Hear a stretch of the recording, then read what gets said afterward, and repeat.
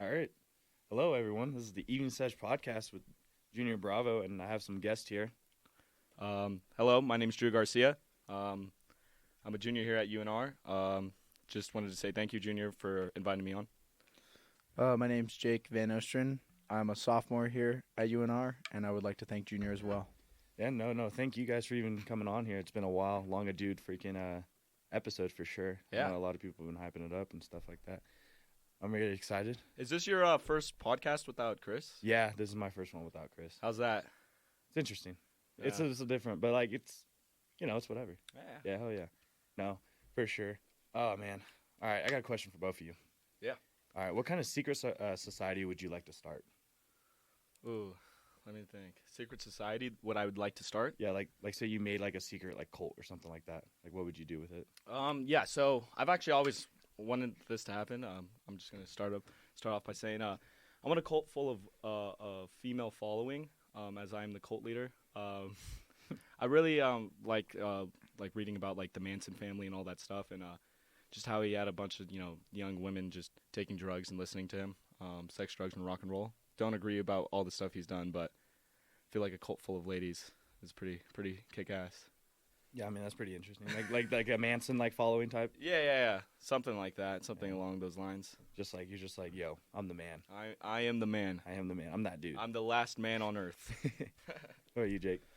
I'd probably start a cult of people that say they're 5'10", but they're 5'9", just because I believe that a lot of people talk about short kings, but people will understand that there's a bigger group of those people. Short man mafia. What about you? Junior? What would I start? I would start like a weird like drug cult, but I wouldn't take any of the drugs. I would just like brainwash them into thinking like Oh, okay. like just like different things. I would just like Kind of like a Jonestown type of thing. Jonestown, and I would be like, all right, yo, at the end of it, let's hit the Kool-Aid, and then I just run away. Yeah, Jonestown is crazy. Just imagine that having like 5,000 people leave their families in the country, Yeah. go to I don't know where Jonestown is, but and then realize that you fucked up and say, hey, just drink the fucking Kool-Aid, and everyone just died. What's that thing?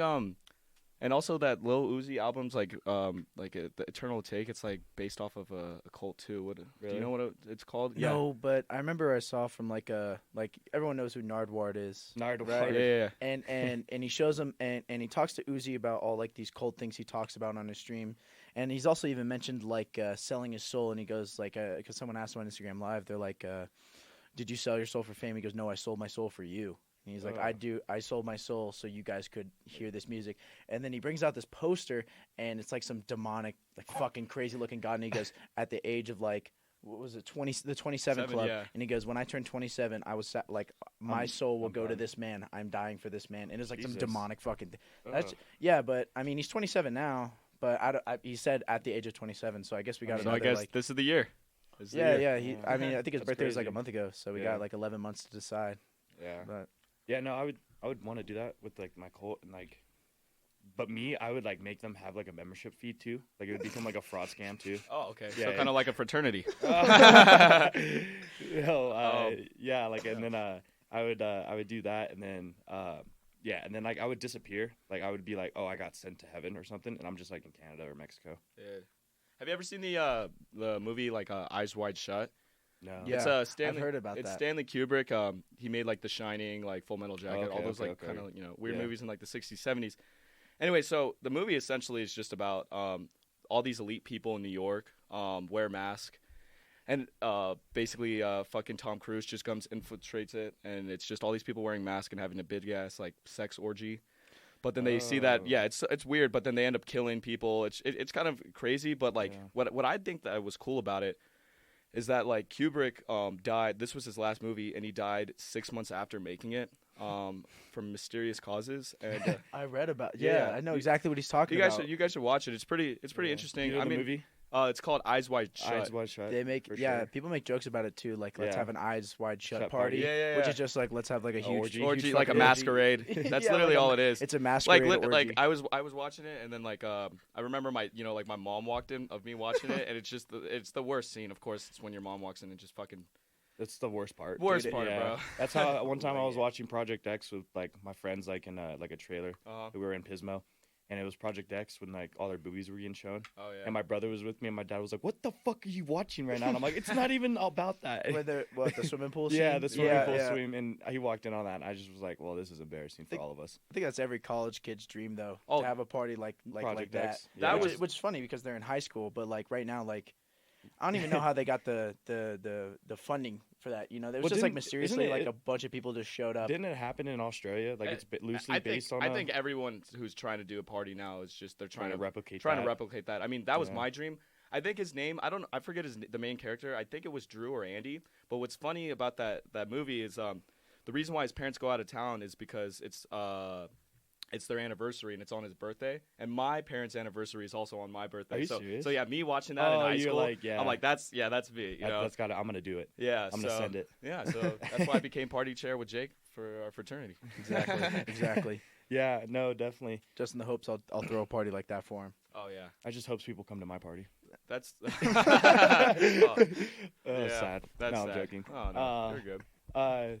But yeah, no, like I remember like watching that as a kid, and that was like, what is it like? That's like the original like old school like party movie. Like that was like Yeah, our I don't- Superbad. I feel like I don't like think for our there's- generation, because Superbad, like we grew up with it, but like Yeah. Superbad was a little bit before us though. I mean, I think it was just a smart movie. It was just like a found footage kind of movie. It had a great cult I love following. those movies. And it was all about a fucking kick-ass party at the end. Yeah. So, It was like every high schooler's dream because I remember even like coming from Vegas, it was like every party was sketchy.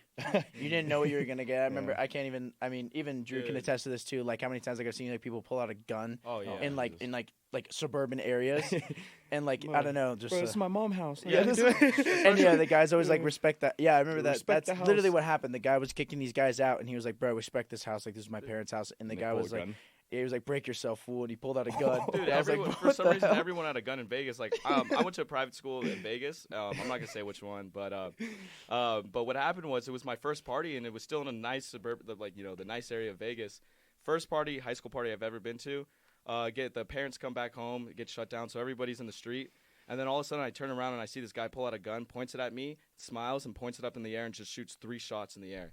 He's what was it called from the other guys? It's like a death shot. Yeah, Yeah, yeah. death You ever shot. done a desk pop? It was Done a a scary- desk It's like pop? a death Yeah. pop. Scariest feeling ever. And then I Yeah. remember my sister dropped me off, and I called her. I was like, "Hey, so there's like literally like helicopters and like police cruisers here. Oh. Like, I need you to pick me up." She's like, "What the fuck happened?" But I don't know. That just always seems to happen in like parties in like Vegas and stuff, or like I don't know. I wish the vibes were like Project X. Yeah. They'll never be that way. Oh, like get a gnome full of ecstasy, just pop it real fast. Yeah. Yeah. Those kids were ahead of their time. Those kids were crazy, dude. I wasn't doing all that shit in fucking. I think high I'm school. older than those kids right now. I could have been doing that 2 years ago. Yeah, I mean, at that time, but How much money in damages do you think that? oh like, no, he like went to jail, right? Like for a little bit, like Yeah. for like a month or two, and then he had a I remember just his dad saying, "Well, you can kiss your college tuition yeah. goodbye." wait, they But put- he's like, "I'm glad you pulled it off," or something like that. Yeah. It was pretty funny. no for sure. And then it's like I don't know. So you guys are from Vegas, right? Yeah. Yeah. I always ask these when I hear people from Vegas, how is it growing up there? It's not what everyone thinks it is. I don't know. I wasn't born in a casino. My dad's not a card player. My mom's not a stripper. Yeah. You know, I don't live on the strip. There's actually suburban areas in Vegas. Honestly, the strip is just for it's honestly tourism, really. Like Yeah. I No, barely it's- go to the strip. It's a money over trap. there. Yeah, No, it is. literally, that's why like the economy in Vegas is so like powerful is because like you'll see in California It's that growing. like things are a lot more expensive in California because they like obviously California gets tourism because of their beaches, Everything, yeah. some of their nightlife and stuff. I mean, I've been to San Francisco. I see the nightlife in San Francisco. It's sick. I love Yeah. it there. But in Vegas, it's Solely. you don't and the number one thing my mom taught me growing up is casinos don't make money off of people winning. Yeah. So, Yeah. there's people before me that I've probably played the same machine as. I've maybe lost like $5 and thrown it in. These people probably have lost like hundreds of thousands in Yeah. it. Like that's why they always say what happens in Vegas stays in Vegas because no one wants to go home and tell their wife that they Totally. just bankrupted Yeah, themselves. they feed on addiction. But honestly, with Vegas though, it's honestly a great area anyway. I mean, the housing market, it's booming right now with the Raiders Stadium, and I know there's like talks with even getting the Oakland A's as a rumor. Yeah. But it's just there's a lot, which is crazy to me. There's no one should actually live in the desert of Las Vegas. Like I don't know how the fuck we pull it off, or they pulled it off before us, but they really did. And just the history of Vegas, like if you read into it, it's just like mobsters, and all Mafia, that stuff, all that and stuff, it's really nice. Yeah. Well, that actually brings me to a show that Drew put me on to. Drunk History. Drunk History. Oh, I love that show. If anyone listening has never seen that show, it's on Hulu right now. It's hilarious. It's about a bunch of guys who just get absolutely hammered, and then they talk about the history of all over, and but like whatever they say, so they'll be like slurring their words, cussing, and then they get people to act it out in like real like Western themed stuff, and they'll like say what they say. Yeah, it's hilarious. They have pretty respectable actors on and the it's show, actually too. yeah. It's pretty no, nice. no, there's and like it's some people. informative too. If you guys have ever seen Inglourious Bastards or Jojo Rabbit, one of the commanding officers in there, forget his name, but if you ever seen the movie, he's also in there. That's was the start of his career before Jojo Rabbit, which is probably one of the best movies I've ever seen. I've heard that. It's insane. Yeah. My mom's like obsessed with World War II, so I seen like Jojo Rabbit, Inglourious Bastards. Yeah, that's are weird. just Your like, mom's obsessed. It's usually older men that are obsessed with World War II. It's usually Yeah. dad. I feel like dad's reading just- about submarines and stuff, and like just watching like History Channel and stuff like that, the documentaries. Yeah. Dude. My dad is not. My dad was never like into stuff like that. He Really? wasn't. He was not like. He wasn't like the sharpest knife. He's a very. I love my dad, but he was never about like school or like history and stuff. But my mom was. She like forced it onto me. She also made me like listen to 70s music and stuff too. Yeah, going back to like the Vegas economy, yeah, like I remember during quarantine and stuff like that, they were like, yeah, Vegas is down 90%, and it's like pure solely off of just tourism. Like it's not like you guys are going into like the casinos or anything like that. Mostly, it's like people who will go there and try to spend $100,000 because they know they're going to be spending that much, and it's like, yeah, I mean, I think at first everyone had a hard time, with quarantine, but I think honestly, Sisolak was one of the few like state representatives or governors that actually handled it well. The only time I didn't agree with him is when he brought back the casinos and stuff, because a week later we had to go back. yeah, But now we're handling it well. Most of the most of the casinos, they have infrared cameras. And so they don't even have to do a temperature check when all that stuff happened. yeah, So they would just they would read you at your body heat, and someone would come up to you and say, you got to leave, and stuff like that. But no, it's crazy. They don't really mess around on the strip or anything like that. They There's really can't. millions of cameras everywhere. I don't. Not that many people have succeeded in robbing Vegas casinos. They have I never understood like what like goes in your head. Like I know like O.J. Simpson tried, right? O.J. Simpson tried to steal. Didn't he try to steal his Heisman Trophy back? He tried to steal I think he tried to steal guns. But he also that was the reason he was just recently in jail. He tried to steal like his college, or I think it was his NFL trophies back. Yeah. I think he was trying to steal his Heisman back because they had it in in some hotel. Yeah. And he tried to hit a heist and he got caught and he went to jail for like 10 years. Has anyone like recently like I don't know like what goes is it's like robbing a bank but even more so. I feel like because casinos are locked. You know what? You got to get because I don't really want to talk about it. This is Evan. You got to get Evan on here, which is one of our friends, our roommates. Junior knows him. I think it's one of his family members actually was a famous robber in one of the casino heists, but he was telling me about that. Yeah, he eventually got caught, but and I remember even hearing about it as a kid when like on the news. But yeah, you got to ask him about that. But I don't really know anybody that really try to rob stuff. But going back to the economy, the reason I feel like the reason why Vegas stayed so pure and strong. I mean, I've seen as someone growing up with Vegas, we've seen it like grow like anybody can imagine. I mean, after Route 91, the big massacre in Las Vegas, I think that that really brought the whole city together. Yeah. I've really never seen so many people wanting to come together and help. I remember I was in high school the next day. I remember what happened because it would happen on a Sunday night, right? And then I went to class on Monday. And all my friends, like, we literally just told our dean, we're like, look, hey, we kind of just want to get out of here and just, like, donate blood or give water to all the victims and help out however we can. And Vegas just, like, I don't think it's a city that can really die. I mean, it's only growing and it gets brighter and brighter. Yeah. I mean, I heard about a new freaking moon. Have you seen the Moon Resort? They want to so I don't know what company or someone who owns one of the casinos wants to put a resort that is shaped of the moon. And it's a sphere. and it's just one big ass moon, and it's supposed to be like a space theme kind of resort. They just opened another one too. What was it? Resort World? Resort World. Yeah, that new one. And this one's weird. I haven't checked it out, but doesn't it cost like money to just even be in there? I'm pretty sure it's very like a cover fee to get in. Yeah. The big thing about them is they don't use cash. Yeah, that's what it was. They use only Bitcoin, or if you have cash, you give them your cash, and then they give you a credit card. That's what I was gonna ask. Was it like it's like crypto casino? Like crypto casino? So I don't know if you've ever seen this, being from Cali.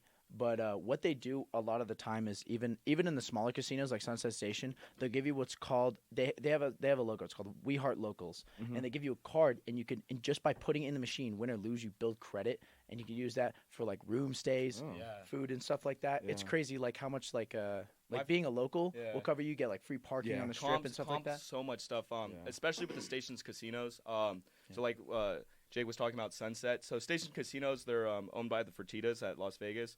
They own, the Palms Now, Stations, Red Rock, all these casinos. And it's usually in the areas of where locals stay at. So, like, where we stay at. So that's where you see, my parents, love gambling and stuff like that. And they have that card, what Jake was talking about.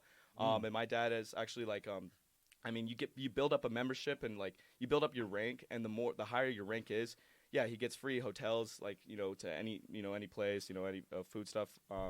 We got, like, comped on the buffet when I went there with them. I told my parents it's like a retirement home. Almost. My grandma even has like a local residency because she visits so much there. So they'll do you start off with like a red card, and then you go to like a yellow, then like a silver, then like a gold, then a platinum, then like a blue and it's like crazy like what you get. But like you can the weird thing is like casinos, what they like to do for like advertisement is they like to say that, this person won $70,000 in video poker, because everyone's like, man, I want to be that person. And it's genius, because every time I saw that when I was a little kid, I was like, oh man, when I turn 21, I'm gonna get that 70 grand, baby. Yeah. And it's a very miracle thing. Yeah. But also Drew mentioned the housing economy. Like when we were young, I was only like 8 years old when the housing market crashed in Vegas. So a house, just to show like how much the economy is like coming back up, is we bought a 2-story house, 2,500 square feet, for $199,000, right? Yeah. We've put about maybe $80,000 in renovations, redone whole front yard, practically the whole house, put a swimming pool in. It's now priced at $650,000. Yeah, dude, it's booming, and it's insane right now. It's crazy. I interned for a real estate company before coming up to Vegas, so that's why coming up to Reno, and that's why I'm like, and Reno's also growing too. I see a lot of people from North Cal coming here, people even from Washington, Colorado. Oh everywhere. Yeah, it's a booming city just like Vegas is. And Nevada's just it keeps growing. But I remember when I was as an intern there, one of the so they have to see the data of when the housing market's going to crash and when it's going to grow or whatever. And they said that a lot of real estate realtors and brokers are kind of scared right now because it's just so good that it could crash at any moment. That's just how booming. I think it was in 2015. I don't know if you remember, Jake, but like in 2015, all of a sudden you just see a bunch of apartments and houses just building out of nowhere, and that's because we were still recovering from 2008. But then boom, right when it was 2015, you just see Summerlin growing, you see Henderson growing, and it's just So going off of that, actually right by my house, there's if no one knows what Section 8 housing is, it's pretty much like housing for like low class, either like single parents, low income families. Yes. So there was like a huge building project that was known, because there was always this huge dirt lot by my house, and it was owned by this guy who was like a complete lunatic. He was like, I'm never going to sell this land, F the government, I'm not selling this, no one's going to buy it. And then he sold it in 2015. Yeah. Because I'm pretty sure the government gave him like huge thing. Probably just offered him more money than he would ever expect. Yeah. Speaking about that is like, so my parents, like, they knew someone who like rented their like apartments out to the government for Section 8 housing. They say it's the best way to like, because you don't have to worry about people like getting evicted because the government takes care of it. No. It's one of the best. Like he was like, I don't have to go anywhere. I don't have to do any of this. Like it's all ran through the government. Yeah. Well, there was a lot of people in the neighborhood that was like concerned about low income families. Yeah. But I was maybe 13 at the time when that happened. I was looking at it as like, oh, like these people need a home and there's room for these people to live. Yeah. So and the apartments were nice. These apartments were blowing up there. I was like, man, I want to live there. You know, I had a nice house and everything. I was like, looks nice there. They got a swimming pool. Yeah. And then, but yeah, and you just see them pop up everywhere off of like Horizon and Horizon over by like the Green Valley area. Yeah. It was all these nice new apartments. It was like the lower parts of Henderson and like the southeast of Vegas was starting to just blow up again. How was your time in Vegas when you were there, Junior? Because I know you came with us for Life is Beautiful. Oh yeah, I went to Life is Beautiful. It was a great time. My experience was like it is its own city. I don't know how to explain. Like I've been to LA, I've been to Northern California. That's pretty much it. That's because of my travels. But California is huge. But most of my travels in my life have been just to California and stuff like that. But I've been to Vegas when I was like 8. I don't remember much because we were on the Strip and stuff like that. It was for my sister's like cheerleading competition, and I just remember like the big the Eiffel Tower, like little like Paris and all that, and little New York. And then I remember just seeing the tigers or the lions. Yeah. But when I came, it was like it has its own characters. It definitely has its own culture, and that's what I wanted to talk about. I mean, I don't really know much about the adult character because I grew up in Vegas, and now being an adult, I'm in Reno, Nevada. But what I tell people all the time who are from Cali, like I told Tyler Hill, one of our friends from Cali as well, who went to Life is Beautiful. Growing up, there's definitely a what I call a house culture. And it's just like a bunch of people hanging out on the weekends in other people's houses. There's not really much to do. There's not much weather for children to go to. There's not, I mean, what would you say, Jake? Like, I mean, we're just hanging out in houses, going to house parties and stuff like that, or just hanging at a friend's house. That's really what it was for me in Vegas. Yeah, I mean, it's besides playing sports, obviously, that's the only really time going out and stuff.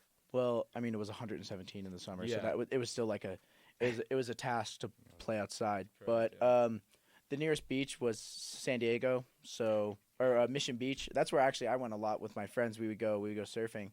Yeah, it was about 5.5 hours minimum. Yeah. But actually, probably one of my best California experiences was we rented like a timeshare right off the beach. Oh yeah, and it was a 1-minute walk to the beach. Yeah, that was very fun. That's what made me like fall in love with California because I was finally old enough to enjoy it. But yeah, it was very Drew's right. It's very house culture. Like it'd be weird if I never lived in Vegas before or any of Nevada, and as soon as I turned 21, I'm like, yeah, I'm gonna go to Vegas. And seeing all that again, it'd be kind of like stunning. Yeah. I see why people hype Las Vegas up, but like I said, living there, I've been to casinos. I've explored there. I'm almost kind of grateful that I wouldn't be like I wouldn't like celebrate my 21st birthday there, just because I know how the city works. Yeah, they got you. No, they love got, tourists, especially in those clubs. I know a lot of clubs hire they hire like attractive females, and they go there and they basically hang out with the big spenders. They get paid to hang out with the big spenders and get them to purchase more drinks in a way. Big high rollers. Correct. Yeah. So I mean, honestly, clubbing is just. I mean, it's in Vegas. It's just clubbing. They like to gut your money, but I mean, it's fun for people. It's an aesthetic feeling if you have the money for it. You know what I'm saying? If you're just throwing money and you got money for it, you're having the best night of your life. And it's like for the experience. If you roll over and check your bank account in the morning, you don't want and you don't have the money for that, you're gonna be in pain. But yeah, it's a nice feeling though, knowing that like I'm smarter than that. And that's like the one piece of advice I could give to somebody. Is that it's not just one night of your life. It's your life. If you financially dig that hole, things will actually follow you in Vegas. I mean, I feel like that's like that saying. Like what happens in Vegas stays in Vegas. I mean, I think that's just what people say in the moment. To have fun and just to do whatever they haven't done before. But things will come back to you in Vegas and stuff like that. It's just like anywhere else. That's why it's called the Sin City, right? It definitely is. So, also going back to the what you were talking about stealing. So, actually, it's probably better if people try to steal from casinos now because you get a slap on the wrist. Really? And probably go to jail. Just for, like, something like that. But back in the day, when the mobs ran the casinos, you'd be done. Yeah. My great-uncle Jimmy, who's my mom's uncle, he told me that Vegas around that time, like, he went back in, man, he's old now. Yeah, like, back in the 60s. If you or even later than that, that was like when they were getting if you pulled something wrong, if you pissed off the wrong dude, person, you bumped into the shoulder somebody, like you were kaputs. But, You were done. Yeah. And then there's like it's said like that desert road out in the middle of nowhere in Vegas is where hundreds and thousands of bodies are buried. Because I think the mob used to have a pact. I don't know. I think I heard this from my history teacher actually. The mob used to have a pact where they never wanted to kill on the Strip or in Vegas. They take you out. Yeah, but I mean I don't know how true that is. It's because of territory. Yeah, I feel like that makes sense because it's like if someone steps onto your territory and you kill the wrong guy on someone else's territory, it's like. Do you think the mob's still in Vegas, Jake? I don't know. Yes. I definitely feel like or anywhere else. What about you, Jun? You think the mob's 100%. I don't think they're as like known as they were, obviously. But they still do the gambling. They still do. Yeah. They have. I wouldn't say so much extortion now as how they used to do it because it's like there's a lot more not as family ran like companies now. It's more like commercial, so it's a lot harder for them to do like the I protect you type thing. I think it's more of the gambling, and there's degenerate gamblers all over this country. And then like they just still run what they do, and it's not also too is like they also like work with other people too. Like they probably work with like the Mexican cartels. They probably work with like the Canadian mafias. Canadian mafia is a real thing. I just learned about that not too long ago. Yeah. Mm-hmm. So yeah. I mean, yeah, the cartel is its own element, though. I mean, I think. Well, that's different. Yeah. That's a whole nother thing. Well, exactly, it was like also when you talked about robbing casinos, it was not like it wasn't like someone came in there and like found a vault of money. Yeah. It was like what a big thing in Vegas was counting cards. So, counting cards is essentially like having like the one up on these guys, and mob guys did not like feeling like they got bamboozled. They would get livid, and then that's normally what you would say. They take them in a car, take them off the reservation. I mean, I bet you the Sahara is loaded with like a bunch of bodies that have crossed the mob. Counting cards isn't it's not illegal, but it's frowned upon. It's frowned upon. Yes, frowned and I was going to say upon. that too. They but the mob didn't care what was legal or illegal. Yeah. It was organized crime. They had their own fucking rules. So now, they were doing was illegal anyways. But now, like I mean, they still have. Like I said, if you walk into any Vegas casino now, you just see tons of cameras. There's probably as many cameras as there are machines. Like they're everywhere, and there's always people watching and stuff like that. So I mean, if you're gonna go to Vegas and you're 21 and you gamble, have fun, but don't be a jackass. Don't be a degenerate idiot. I mean, yeah. And if you add too much, stay away from the machines. If you lose big, don't be like, the next shot's going to be mine. Yeah, this isn't The Hangover. Yeah, this isn't. No. Zach Galifianakis is not going to come out with a counting cards and blackjack book and save the day. Yeah. The mobs aren't in the casinos, but the people who own the casinos and who are actually are inside, they're actually still smart. If you look at the floors are almost like they look they have a nice design where they look like they're moving to make you feel almost like you're high. You get free drinks when you sit down. They want you to drink more so you spend more, and they also pump the air with oxygen just to keep you up. Mm-hmm. They literally pump the air with oxygen in some casinos to keep you up. Another thing I heard, they have no windows, so you don't know what time it is. Yeah, and then you get lost in the casinos. It's almost like a maze. Well, that's why if you ever see any like poker tables and stuff, they're always like more towards the center. Like the high roller tables are more towards the center, where you sit in like a like a huge. There's like it's like an aesthetic look because every time you look up, you always see more tables and more tables. Yeah, and that's it's.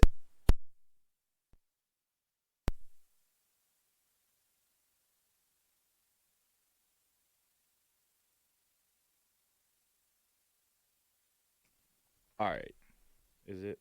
Yeah. Yeah, we're going. Sorry that we had a little technical difficulties. We might we'll figure it out in the no, the editing. Jeff's got it. Jeff's got it. Yeah. Shout out to Jeff. El Jefe. Yeah. No, definitely. I feel like we're going on a pretty good. We just got stopped. So yeah. So yeah, Vegas, crazy. Yeah. How is it like? So like I coming from California and then going to Reno. It's like a culture shock a little bit. Like it's way different. There's casinos everywhere. There's like everything. How do you? Is it like a mini Vegas or is it like it's different? Like, is it its own deal? Honestly, one of the weirdest things I learned about Reno is that a lot of older people live here. So like and you know what? It's kind of I made this connection too when I was a freshman. It was like I kind of feel like somebody who had just moved to Vegas for the first time, but in a smaller scale. You know what I'm saying? Mm-hmm. People live here. This isn't just a college town. Yeah. You know, we used to live like 15 minutes off campus, So we were in a very suburban neighborhood last year. A lot of families around too, And it was like we were very unaware. We're just a bunch of the frat boys move in. We're like a bunch of, even though our neighbors were really cool, we were just like a bunch of frat dudes that like moved in, and we would have our fun, and then we wake up in the morning and like go get breakfast or something or go to class, and we just see our neighbors and hey, you know what I'm saying? Like there's like families and stuff. I always remember when I come home from class, like in the middle of the day, there would always be like these kids playing in the street. And I'm like, wow, I really live in a neighborhood where there's like children around. I really do. The one thing I saw a tweet, and it made me laugh way too harder than it should. I forgot what kids were for a second, being in college. No, same. No, honestly, same. Going back home, I'm just like looking, like seeing at like, because I live next to like the elementary school I grew up in or went to, and seeing just children, I'm like, oh my goodness, like I really just hung out with adults this whole time being in Reno. God, those things exist. They exist, yeah. But I forgot his name, but this guy in my communications class, he is from Reno, and shout out to you. Yeah, shout out to you. I really like what he said because he's from Reno. He says that Reno doesn't know what it wants to be. It's like it's trying to do its own thing. Like, I mean, there you have the Aces Stadium, the minor league team, right across the street from the strip club, and then right there, right smack in the middle, you have the strip. But then you have the campus of the university, right next to like liquor stores and freaking the bars. But then you have an elementary school next to that too. Like there's just so many things that Reno is trying to do, and it doesn't know what it wants to be, but it works. It's so small and it works what it has. And like I said, that's growing too. And I really like the past 3 years of living here in Reno. I got to know it and appreciate it better. The people here, I mean, they're very nice and respectful, and they honestly, coming from Vegas, the culture that people have in Northern Cal and Reno is very different from the culture in Vegas. I feel like people are more kind. Sorry to people in Vegas, but I feel like they're I mean, not that they're not more kind, but they're just they're not as rude. And I feel like fucking assholes. I was I mean, I feel like I was an asshole coming up here, but it's very different. A lot of guys from San Francisco too have this like very like I feel like vintage aesthetic to them. I feel like a lot of the guys I hang out like they look like guys that my dad would hang out with. Like Tyler Hill. Yeah, Tyler, Brian. Shout out to Tyler. Those guys, they have old souls. They definitely have old souls. Yeah, living and you in too, Junior. Yeah, living in the city, like I'm not from there. I'm from like kind of the countryest of California, like the armpit of California, as I like to call it. Like it's just a different. Even if you talk to someone from like LA and then have someone talk from the Bay Area, different. Like you'll see the difference. Like you'll have like the guy from Northern California is wearing North Face and a Giants hat, and then you got talking to the guy in LA who's wearing like skinny jeans and a freaking backwards hat. I can definitely see that, and that's why I think like Reno and North Cal definitely connect, and Vegas and Southern Cal definitely connect. Yeah. But when you bring those two together, there's a reason why I didn't go to UNLV and I went to UNR. I feel like it's the culture. It's a culture college over here, and there's more faces and more of a community. If you go to UNLV, you don't get that community. You don't get these mixing of cultures. I mean, there's people in our fraternity and that I've met. There's people from Alaska, from Colorado, Washington, New York, all over. And I just feel like I wouldn't get that chance to meet those people in UNLV. It'd be like if I just did 4 more years of high school. I would be living with my parents still and just going to college, which I mean, I don't mind it, but I want to be my own man and grow up, which I know you guys do too. I've heard that like UNLV is the commuter school. It's one of the like it's like you go to school there and then you go work or you go. It's not something. It's not like not like UNR where it's like you come to school here. Yeah, you leave your whole family. It's not a college town like it is here. And UNLV, they do have Greek life, and I mean, I'm not gonna diss on Greek life because I know I know guys in Pike there. I know some teaks there. But they don't really have a house. They have what like basically a bunch of satellite houses. But it's not like Greek Row here. You don't get that college feel and stuff like that. When I think of college, I think of Animal House, Monsters University, stuff like that. Not the Strip is right there, and I got to go to work and let's go hit the bars. What is it in Monsters University? Uzma Kappa. Uzma Kappa. Shout out to Mike Wazowski.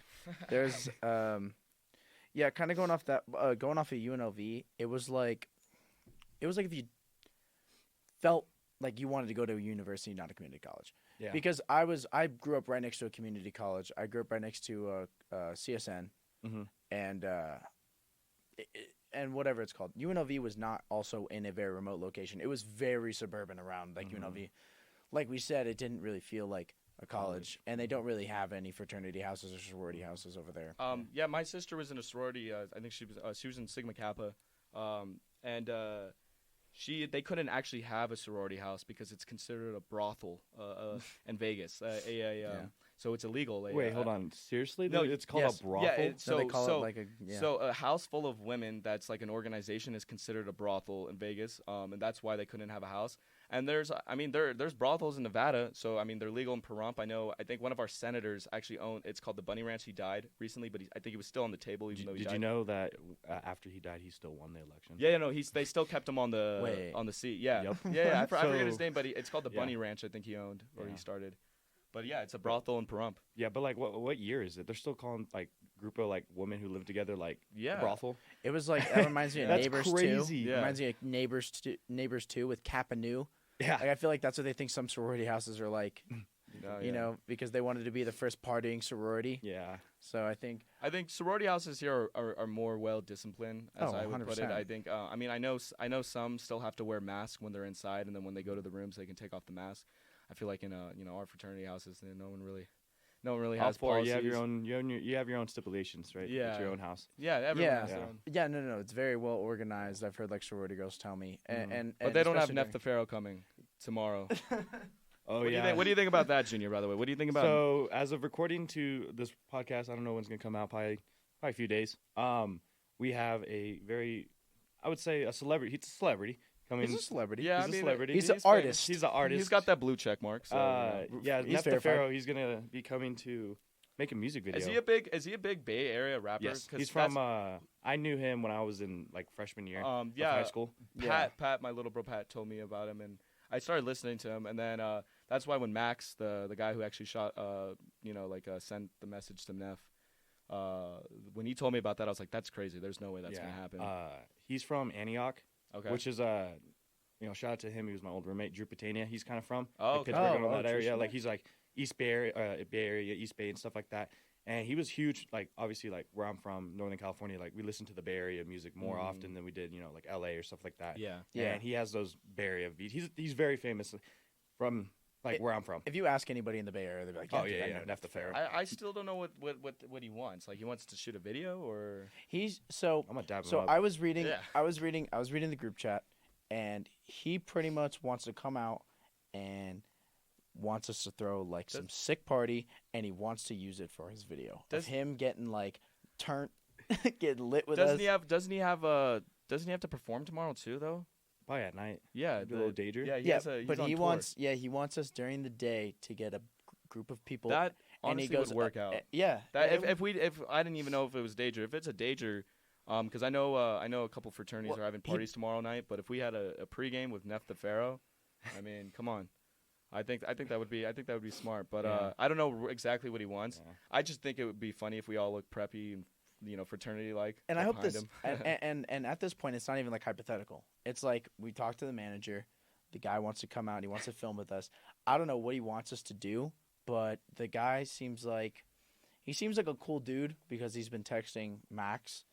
And his manager has been texting Max, but he's also been texting. Yeah. Neff has also been texting him, which is actually pretty sick. So the big song that everyone knows from him is Big Timing. Yeah. Nah, nah, baby. Yeah, that song. That one, I remember that. That came out in 2015, and I was a freshman in high school, and in our football locker room, we would just blast that. And then that and Jordan Belfort came out that same year, so it'd be those two back to back. Dang. Yeah. It was. Yeah. That makes me. I remember Jordan Belfort. I remember that was. But I've heard of his. I've heard people play his songs before, and I just never put a name to like a song. Yeah. I didn't get it either. And then when Drew showed me, he was like, "No, this is Neff the Pharaoh." Like I used to listen to him in high school. Yeah. Even our roommate, I know this. Our song. roommate Evan was like, "This song's on 2K," so he's like, "I know." This Yeah. song. He was like, yeah. But like I think what rappers do, they know who their audience is, and it's probably adolescent or college students, young adults. 100%. And so that's why you see like every year here at UNR we have like different artists and rappers. Shout out T-Pain. Shout out T-Pain. I've noticed that too. That like you would think that a lot of people would go to Vegas, but I've seen more people here at UNR than because it's a college town and there's a lot of university students here than I have in Vegas. And a lot of people skip Vegas and just go straight to UNR for the venues here, and also upcoming rappers and stuff like that. So I think that's probably why he's doing this. But it's probably good PR for both of us, I'd hope. Yeah, I mean, a connection. You know what I'm saying? It would be like well, he's a Bay Area, so it'd be like, you know, connecting the two. And he's obviously listened to a lot. He's a West Coast artist. So, and you know, he always rolls deep probably with people. So we'll see. That'd be cool. We'll see how it goes. I'm kind of excited. I like how it's last minute, but we always do everything last minute. Who doesn't? The best things come out of that. The best. Thinking on your toes is the best way to think. Yeah. Barely getting by till the day I die. Yeah, no, definitely. It's super crazy to me. I don't know. It's wild. It's exciting. It's cool to think that. Next, we got to get Ludacris here, though. Yeah, no. Luda. We gotta get Luda. Family. Shout out to him at Life is Beautiful. Shout out to him and family. Even though we didn't get to see. What did you see him? Did you see Ludacris at Life is Beautiful? No. I did not. I didn't either. We missed him. I saw Megan Thee Stallion though. How was that? I left Tame Impala at the end. Tame Impala was not good at Life is Beautiful, which was very disappointing. Dude, I did not like Tame Impala. Green Day was the best set. Green Day was insane. 100%. That was when you dropped me on my ass. Yeah, Jake, I remember. Who wants to tell the story? Yeah. So well, from what I saw, I just remember, you know, you two being, you know, whatever, you know, hammered or whatever, and I don't do that. And well, yeah, and Jake got on your shoulders, and you got up, and I was like, oh yeah, and then I looked at Green Day, and then I looked back, and then Jake was on the floor, and he's like, and then everybody around him was like, are you okay? I don't know, I didn't mean to die laughing, but it was pretty funny. But Green Day was still a good set. Jake got up on his toes, and the people around him were like, oh my god, are you okay? Yeah, I just bounced up, and I was. And he started limping, and then like he looked to a girl and was like, do you want to go on my shoulders? And she immediately did, and he's just like still like wobbling back and forth.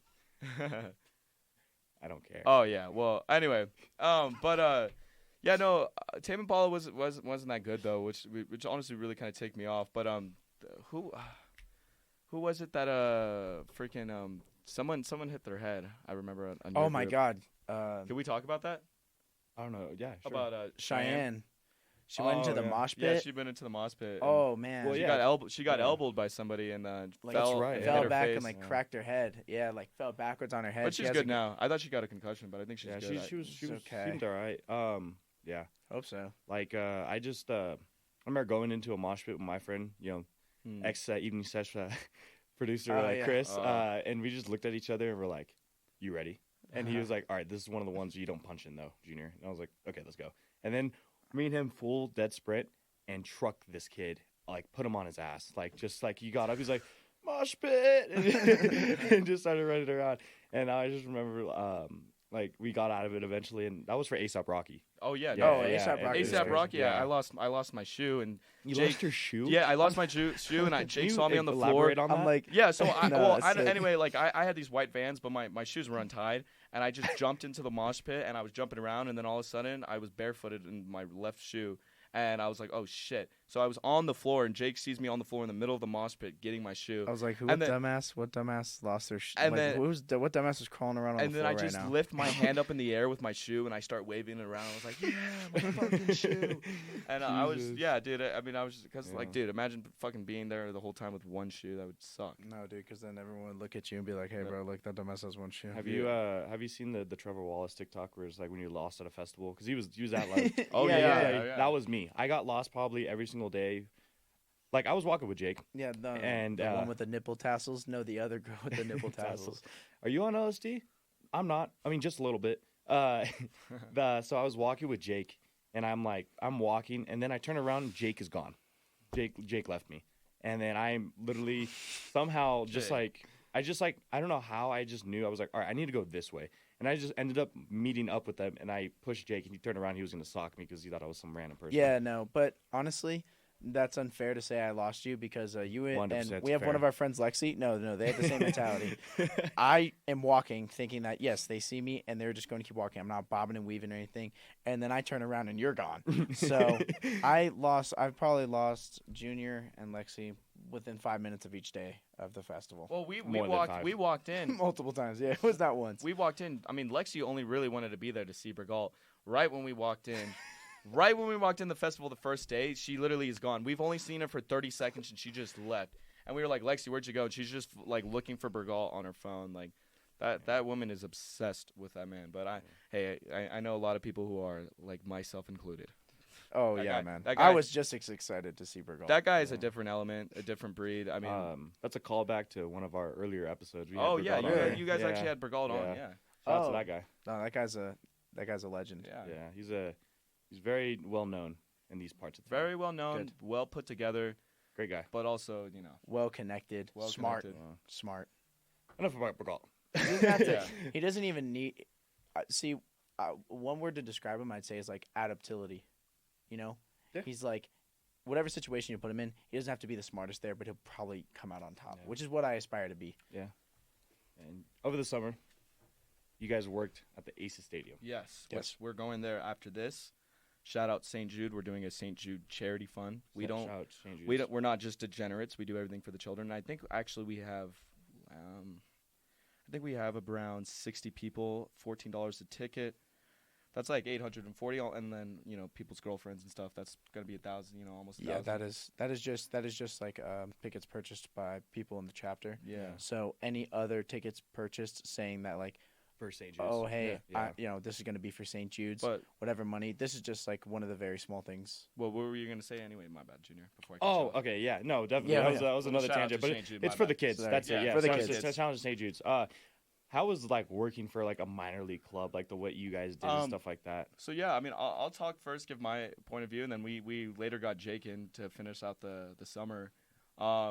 But yeah, so like, I mean, I told my dad about this, and it was like he's like, that's my dream job, except it would be at Dodger Stadium because I'm a Dodger fan, he's a Dodger fan. Go Giants. Yeah, fuck you. But yeah, Go Yankees. so working there, I mean, honestly, all you do is literally we're just working. Sorry. You're just working with your boys and stuff like that, and whatever, and it was fun. But then once we got kind of close to the staff members there, and I mean, I'm not going to say too much about the stuff that would happen, but we got to go down to the clubhouse, actually meet some of the players that are like now in the Diamondbacks. yeah. With, shout out Drew Ellis. Isn't sorry to cut you off, but a beer? I think He he gets pulled up. He gets pulled up. and down. To, Yeah. he I think so. He is currently on the Diamondbacks because of a COVID reserve, but Yeah. if a minor league player gets pulled up for COVID and they start doing well, they might get signed to the active roster Yeah, in the but- offseason. Well, I saw that for his first career hit, that he hit a home run. So Yes, shout out to yes, him. that Shout was out to him. that was pretty cool. I mean, I was actually there in the clubhouse cleaning when they were recording him pack up his stuff and then go into the Diamondbacks. But I think just the Diamondbacks needs players because just the state that they're in right now. But Yeah. however, the stadium, it's really nice connections. People know, and they don't do just at Greater Nevada Fields, what it's called. They don't do just baseball. We set up events like there's this thing called Club Sexy, and I think you were there. I was. Yeah, the Latin nightclub. That was actually fun, and setting that up and then being there and then going down to the clubhouse was pretty fun. So, yeah. Also, Nitro Circus. We just recently had Nitro Circus. Oh yeah, Nitro Circus was pretty lit too. I wish we got to see that, but I think we were in meeting or we had a meeting for that. Yeah, but it was like one of the workers for them put it in perspective. So what we do is we would wash pallets and lay down probably about like 200 something feet worth of pallets, right? Yeah. But imagine if like all your job was is every other day you just lay hundreds of feet of like pallets and set it up. That's pretty much like their job. It's what they get paid to do for a living, and it's like $14, $15 an hour. You know what I'm saying? Like same money we were making, but like that was every other day was probably one of the worst things you could do. Yeah. No, it sounded fun for you. Like, Well- honestly, like that's a cool gig. I mean, you work for, I think what was fun about it, what actually made me like realize, I don't know. I think this is kind of a nerdy way of thinking, but I always really like grew up liking mob movies. Like my favorite movie is Goodfellas, and when I looked around, seeing that I work with my friends. Our girlfriends all know each other. They all hang out with each other and their friends, and then we go out and drink and do whatever. I mean, sorry I'm saying that, but it feels like a family, and it feels we're like over just 21. It's okay. yeah, there you go. It feels like a family, and it feels like what we're all a part of this big thing, and we're all working for something greater. Working at that stadium really made me feel that way, and then going out with our boss was pretty cool too, and going back and hitting the cages and stuff like that. And yeah, it was pretty fun. It was a genuine job. It felt deeper. It felt deeper than just a job. Awesome. Yeah. It was like you're with your friends. We had a good relationship with our boss. He was a very cool guy. Yeah, we call him Coach. Shout out, Coach. Shout out, Coach. Shout out, Coach. I actually was lucky enough to know this guy and like hang out with him and stuff. I never worked with the guy or worked with these guys. I had my own job, but he was a good guy. We just liked having Junior He's around. He's a different breed, and I remember when we first meet Coach. Like if you ever see Coach, he only wears sunglasses whether it's nighttime, inside, outside. And we all like, you know, when we first started working, we all were like, dude, why is this guy wearing fucking sunglasses all the fucking time? Literally midnight.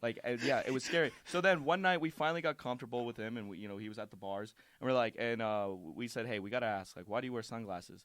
And he says, oh, well, I'm actually blind in one eye. And we were like, okay, that's understandable.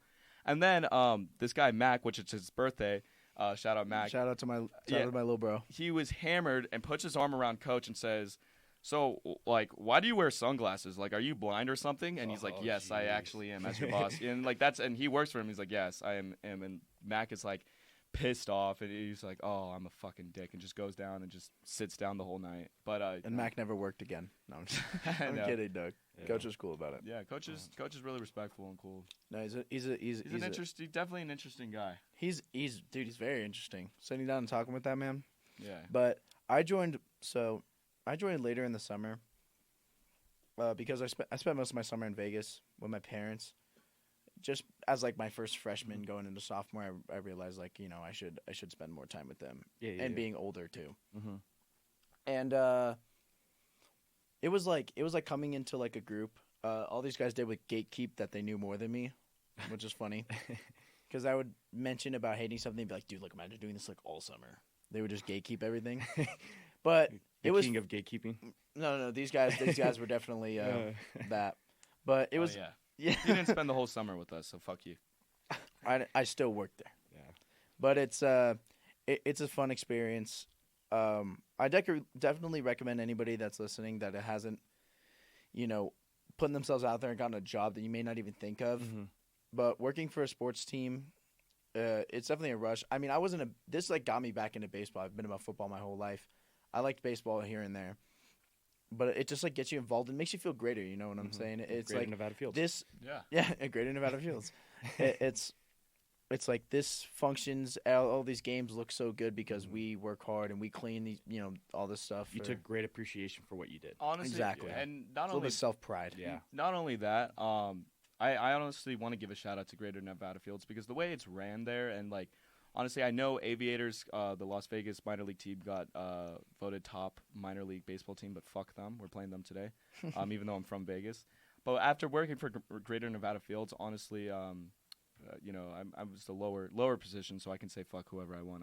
I'm not anyone big in Greater Nevada Fields, but I think they ran it very well. It's a clean stadium, and it's very organized. And I mean, unfortunately, we didn't make playoffs this year. But like everyone's just very kind there, very nice and respectful. Everyone says hello and stuff like that, and it's just like they don't even care if you're whatever. I mean, I worked as a custodial staff, and I still hung out with the you know, assistant or the clubbies and all, and talked to some of the players. I mean, I didn't really get in the way of them, but it was pretty fun. And the security team, you know, it was like.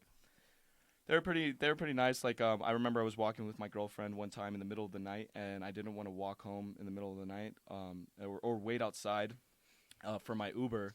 So I actually went up to the stadium and I asked the security guard, like, hey, you know, I work here. Can I just stay here with my girlfriend while we wait? And he's like, yeah, come inside. And we just went down in the clubhouse and started hitting some baseballs. And then you know my Uber came and picked us up. So like honestly, shout out them. If anybody, you know, is from Reno or goes to Reno, just I recommend going to catching a baseball game there. It's pretty Season's nice. Almost over, but it's not very expensive to go enjoy a game. It's pretty aesthetic in the fact that like it's a nice looking field. Yeah, for it being in, I mean, it was built in or it was started in 2010. Yeah, the field, but it was still take you know, still pretty nice. You can use that as like a date idea, or maybe you just. Get your homies together or some friends and be like, hey, let's go catch a baseball game. Yeah, I mean, Thirsty Thursday. They always have something every day. Thirsty Thursday, $2 beers. Taco Tuesday. Yeah, Family Sunday, you know, $1 hot dogs. They have something every day, you know. That. Very inexpensive, fun time. All right, to wrap things up, congrats and thank you for freaking coming on the podcast. Your first time on here. Appreciate it. Thank you for having us, Junior. Of course, thank you. Thank you. Again, this was Andrew Garcia and Jake Van Horster, and this is the Evening Sesh podcast. And pretty soon I'm going to be throwing this on Spotify and Apple, so it's going to be a wide range. Yeah, it's season 2, baby. Season 2 is what I'm going to be calling it. Yeah, and if people aren't seeing it because they're listening to it right now, but Junior is currently in a nice, expensive studio that is rented by the UNR, that is given to us and rented by UNR. Yeah. So you can also rent a camera there too, Junior, and I suggest you start recording these because I'm sure people want to see your lovely face. Yeah, I know, definitely. That's a future thing. That's not something I'm not going to do. So, all right, thank you again. This is the Evening Sesh podcast. Thank you. Thank you. Thank you.